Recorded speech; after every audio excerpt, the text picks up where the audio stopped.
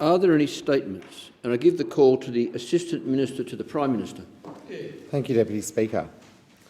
On 5 August 2022, we lost an icon of Australian music in Judith Durham, AO.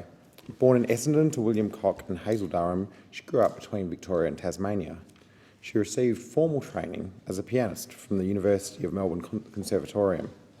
Her singing career began at 18 years of age out of sheer persistence.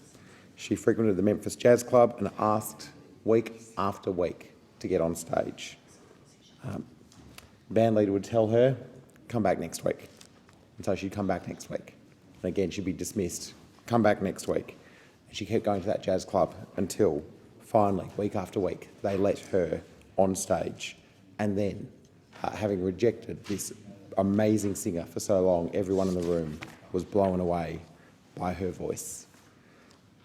She met her, who became lifelong friends, Atul Guy, Keith Podger and Bruce Woodley in 1962, and they became The Seekers, releasing their debut album in 1963, introducing The Seekers, and their recording of Waltzing Matilda reached the Melbourne Top 40.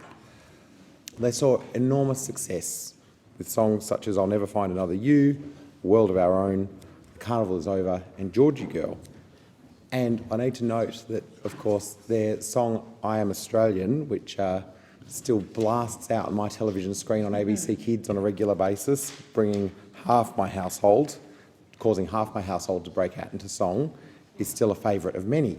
And one of the things that I wanted to share with the Parliament today was that one of the unexpected outpourings of love for Judith Durham that we saw was that the number of letters that were sent to the Australian government in advocacy, in good-hearted advocacy, that I Am Australian should be considered as our new national anthem. Now that is not going to happen. We will not be going to a vote for a new national anthem. But I did have the joy on behalf of the Prime Minister of responding to hundreds and hundreds of letters from people who shared their love of this incredible Australian musician and the music that captured so much of this nation.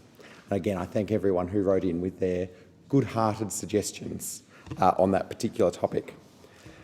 Every one of those songs sold, that I just mentioned, sold over 1 million copies. Selling over 1 million copies of a song, particularly songs written in the 60s, released in Australia, is an incredible achievement for an Australian musical outfit.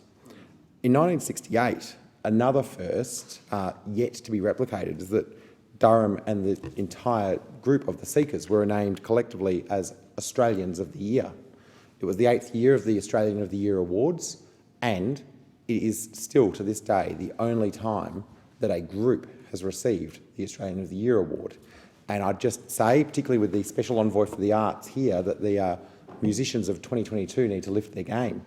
But it is rightly fitting that such a brilliant musical team got that award, recognising their great contribution to Australia.